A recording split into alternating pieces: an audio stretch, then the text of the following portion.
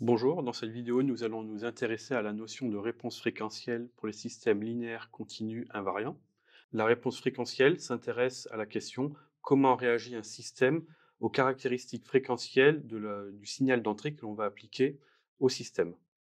Donc pour commencer, pour démarrer, nous allons nous intéresser à un circuit RC, donc constitué d'une résistance et d'un condensateur.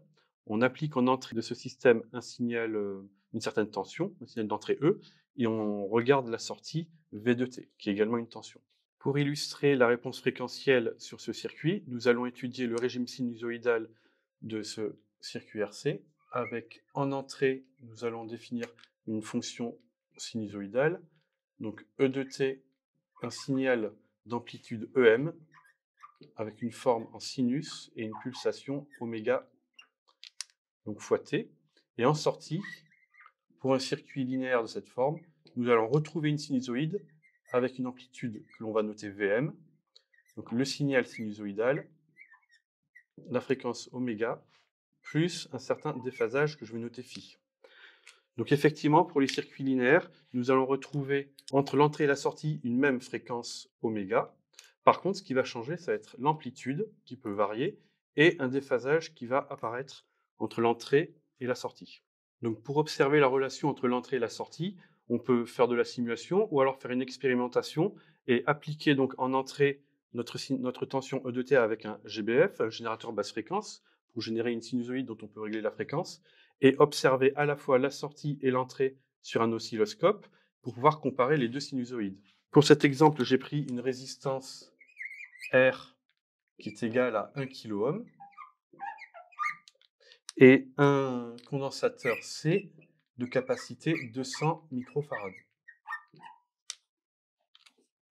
Donc le signal d'entrée qui est appliqué, c'est donc E de T, le signal en bleu, et on le voit, il a une amplitude de 1, donc EM qui est égal à 1. Et on peut retrouver la fréquence, évidemment, la période entre deux pics.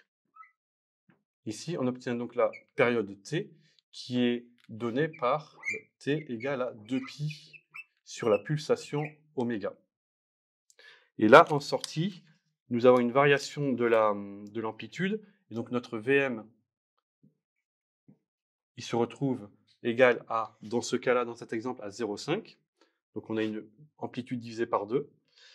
On peut observer qu'il y a un petit décalage, là, si on regarde les deux amplitudes, les deux pics des oscillations, qu'il y a un petit décalage au niveau temporel. Par contre, il y a exactement la même période ici pour le signal rouge. Donc la fréquence est conservée.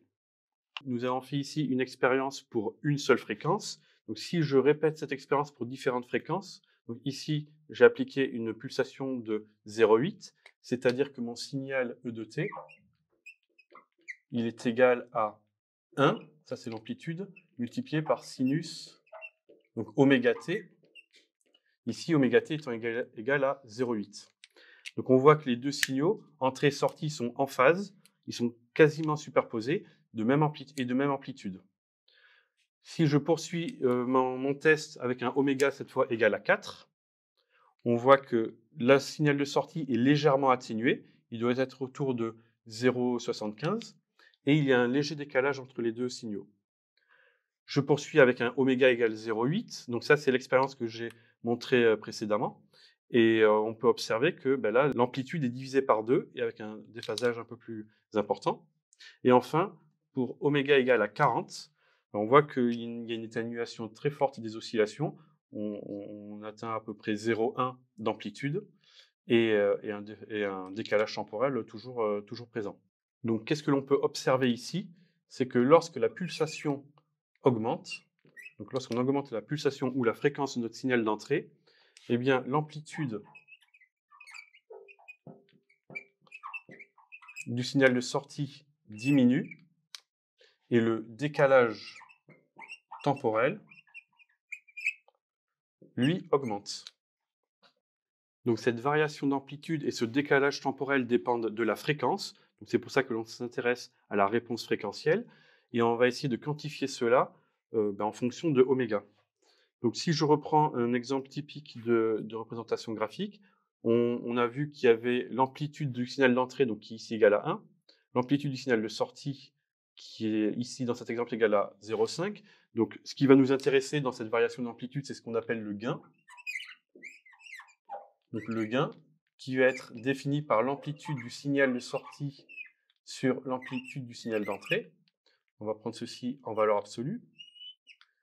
Ce qui va également nous intéresser, c'est le décalage temporel. Donc on va faire un marquage entre le maximum du signal d'entrée et le maximum du signal de sortie.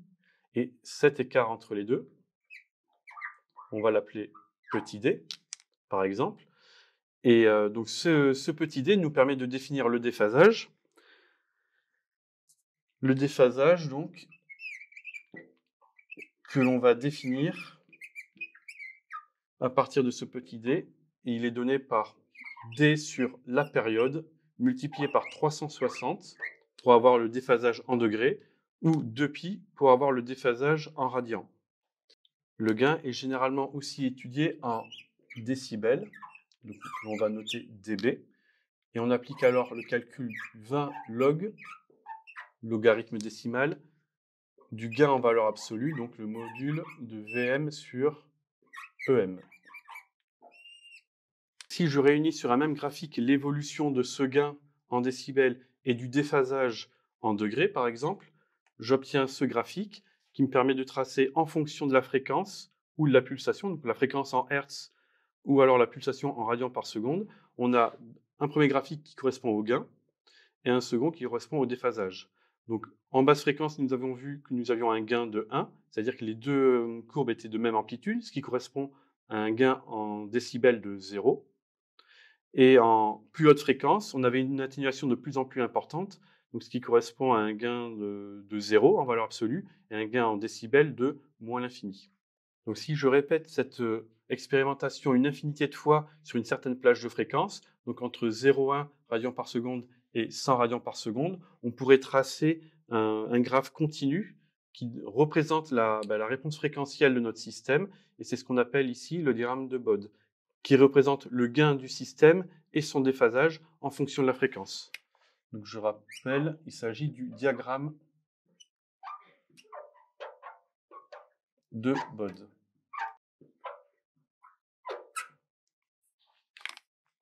Donc sur ce diagramme, on peut reprendre ce qu'on a dit précédemment. On a un gain de 0 dB en basse fréquence, ce qui correspond à un gain de 1 en valeur absolue. Les deux signaux entrée-sortie sont en phase en basse fréquence. Et plus on augmente en fréquence, et plus il y a une atténuation. Donc ici, sur cette bande de fréquence, on va avoir un filtrage, ici. On va avoir un filtrage des hautes fréquences.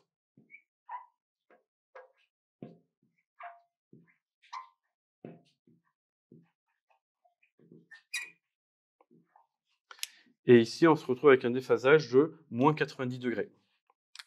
Donc ceci correspond à l'allure typique d'un filtre passe-bas, qui ne laisse passer que la partie basse fréquence, les composantes basse fréquence du signal d'entrée. Nous pouvons maintenant, après ce premier exemple, donner la définition de la réponse fréquentielle. La réponse fréquentielle d'un système linéaire à temps invariant est définie comme l'ensemble des réponses du système en régime forcé à des entrées sinusoïdales en fonction de la pulsation ou de la fréquence. Donc, lorsqu'on étudie une fonction de transfert f de s qui met en relation une entrée u de s avec une sortie y de s, on s'intéresse finalement à la réponse de ce système, donc y, la sortie, par rapport à un signal sinusoïdal dont on fait varier la fréquence oméga. Et à partir de là, on peut représenter cette réponse fréquentielle sur le diagramme de Bode ou d'autres diagrammes que nous verrons très rapidement tout à l'heure. Donc, pour cela, on a besoin de définir le gain. Donc, comme nous l'avons fait précédemment, le gain qui correspond au rapport de l'amplitude de sortie sur l'amplitude d'entrée en valeur absolue. Ceci est donné par le module de la fonction de transfert f de j oméga. On a remplacé donc S par j oméga, oméga qui représentera ensuite la fréquence. Pour le déphasage, qui est donné donc par phi, nous allons là regarder l'argument de notre nombre complexe f de j oméga. Donc, je rappelle que f de j oméga est un nombre complexe qui est paramétré par la fréquence oméga. Et donc, phi représente le déphasage, parce qu'on a ramené ce décalage temporel à la période, mais tout à l'heure, nous avons noté que phi, c'était égal à 2pi, si on raisonnait en radians, sur t, fois le petit d. Donc, généralement, si le signal de sortie est en retard par rapport à l'entrée, le décalage, il est négatif, on a un déphasage négatif. Donc, ceci représente donc le moins oméga. La pulsation est égale à 2pi sur t. Donc, ce qui me permet de revenir sur l'expression de y de t. Et y de t, effectivement, il est égal à y0 sinus de... Et là, on peut factoriser par oméga pour faire apparaître t moins petit d et bien mettre en avant le fait que petit d était le décalage temporel de notre sinusoïde. Mais on préfère raisonner plutôt en déphasage avec ici phi en degrés. Donc, illustrons cela avec un nouvel exemple, cette fois un exemple mécanique, et on va s'intéresser aux oscillations forcées d'un pendule avec une certaine raideur K due à un ressort et à un amortisseur C. Donc on a une masse qui est ici suspendue et l'entrée de notre système qui est l'évolution de la position du point A. Donc pour faire évoluer cette position avec des oscillations, donc les mouvements Z qui sont repérés par la variable Z, on a ici un moteur qui, en tournant, va permettre, via cette poulie, de faire des oscillations de A, et on va s'intéresser du coup à la répercussion de ces oscillations sur la masse M plus bas. Donc là encore, on s'intéresse à la réponse fréquentielle, comment ce système va se comporter en fonction des caractéristiques fréquentielles des sollicitations en entrée au niveau du point A, donc avec la variable Z. Donc là, une étude mécanique, avec par exemple le principe fondamental de la dynamique, permet d'établir une fonction de transfert entre Z et X, et donc on obtient alors une fonction de transfert de la forme x de s sur z de s, donc la sortie sur l'entrée, égale à 60 sur s carré plus 3s plus 60. Donc on a ici une fonction de transfert d'ordre 2. Si on veut s'intéresser à la réponse fréquentielle, il faut déjà exprimer la fonction de transfert en j oméga, en remplaçant s par j oméga, ce qui va donner ici 60 sur... Alors, je reprends le 60. Le s carré va devenir moins oméga carré, plus 3 oméga j. Et on a donc ici, au dénominateur, une partie réelle et une partie imaginaire. Pour connaître le gain entre l'amplitude des oscillations de A par rapport aux amplitudes des oscillations de X, eh bien il suffit de prendre le module de notre fonction de transfert complexe, qui va donc être égal à module de f de j oméga, donc qui va être donné par, au numérateur, on a un nombre réel, donc on retrouve 60, et au dénominateur, on va donc avoir le module de ce nombre complexe, encore une fois paramétré par la fréquence oméga, et qui va être donné par la partie réelle au carré, plus la partie imaginaire au carré. Ceci donne l'expression du gain en fonction de la fréquence, et pour le déphasage,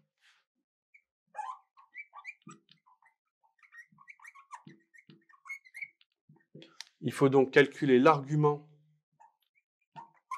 de f de j oméga,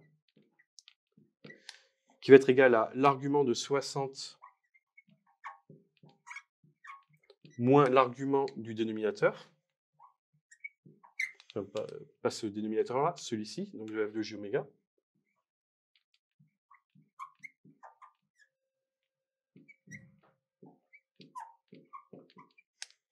L'argument de 60, puisque 60 est un nombre réel positif, il va être égal à 0. Et l'argument de ce nombre complexe, on peut l'écrire comme l'arctangente de la partie imaginaire, donc 3 oméga, sur la partie réelle.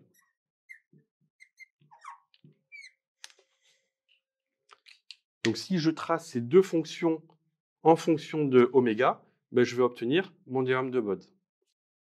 Voici donc le diagramme de Bode obtenu. Alors il faut préciser qu'on trace les deux fonctions que j'ai présentées précédemment, mais il faut avoir oméga en échelle logarithmique. Sinon, évidemment, si on garde une échelle linéaire, l'allure sera différente. Et l'intérêt d'avoir une échelle logarithmique, c'est pour pouvoir présenter la réponse fréquentielle sur une plage de fréquence bien plus importante avec plusieurs décades. Donc ici, par exemple, 2 décades, entre 1 radian par seconde et 100 radians par seconde. Donc sur cette réponse fréquentielle, qu'est-ce qu'on a comme information? On peut voir, comme tout à l'heure, que ici on a un gain de 0 dB. 0 dB, ça veut dire un gain de 1. Donc les deux, le point A et la masse vont osciller aux mêmes amplitudes. Et il y a également un déphasage de 0. Donc à la fois le point A et la masse M vont osciller en phase et à la même amplitude. Si on augmente un petit peu la fréquence, on va avoir ici une résonance. Qu'est-ce qui va se passer à cette résonance? Bien, l'amplitude de la masse sera plus importante que l'amplitude de sollicitation initiale au point A. Et ensuite, si on augmente encore la fréquence à ce niveau-là, donc là, on a de plus en plus d'atténuation. On a ici, par exemple, moins 40 dB d'atténuation, mais ça va aller en diminuant encore. Donc, ce qui signifie qu'en haute fréquence, les oscillations du point A n'auront plus d'impact sur la masse, qui va rester quasiment statique et ne plus bouger. Si elle bouge encore un petit peu, on aura ici un déphasage de moins 180 degrés, ce qui signifie que le point A et la masse seront en opposition de phase. Quand le point A sera en bas, la masse sera, elle, en haut. Et donc, on va avoir un phénomène en opposition de phase, mais avec une amplitude pour la masse d'autant plus faible qu'on est en haute fréquence. Là aussi, on a un comportement de type filtre passe-bas, ce qui est en fait le comportement naturel des systèmes physiques en général, mais avec tout de même ici une résonance qui induit donc des amplitudes plus importantes que le signal d'entrée. Donc ceci est une représentation possible de la réponse fréquentielle, donc le diagramme de Bode. Il existe d'autres représentations fréquentielles, comme le diagramme de Nyquist et le diagramme de Black-Nichols. Le diagramme de Nyquist, c'est une représentation de f de j oméga. Donc, on étudie toujours la même fonction de transfert, donc f de j oméga, dans le plan complexe, donc avec l'axe des réels en abscisse et l'axe des imaginaires en ordonnée. Et donc un point que l'on peut avoir ici, ça sera le point donc, de f de j oméga pour une fréquence particulière. Donc je vais noter par exemple oméga 1. Et ce point est distant à l'origine par le module de f de j oméga 1. Donc cette distance représente le gain en valeur absolue. Et l'angle que fait ce point avec l'axe des abscisses représente le déphasage phi. Donc on peut observer que si on compare par rapport au diagramme de Bode, en basse fréquence, on a un gain de 0 dB, ce qui correspond à un gain de 1 en valeur absolue.